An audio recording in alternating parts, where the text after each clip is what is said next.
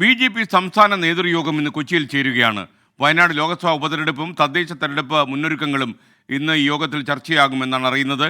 കേന്ദ്ര മന്ത്രിമാരായ സുരേഷ് ഗോപിയും ജോർജ് കുര്യനും ഈ യോഗത്തിൽ പങ്കെടുക്കും. എസ് ശ്യാംകുമാർ വിവരങ്ങളുമായി ചേരുന്നു കൊച്ചിയിൽ നിന്ന്. ശ്യാം, ഗുഡ് മോർണിംഗ്, പറയൂ.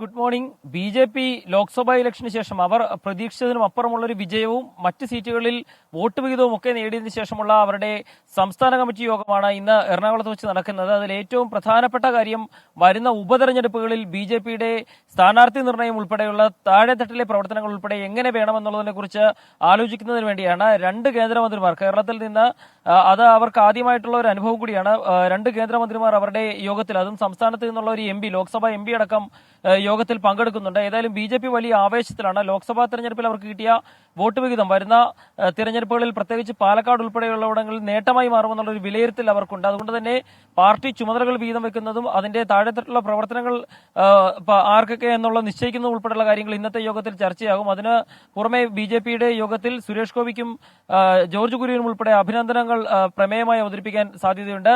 ഏതായാലും BJPയുടെ യോഗം രാവിലെ 10 മണിക്കാകും ആരംഭിക്കുക. Okay, thank you, Shyam Kumar.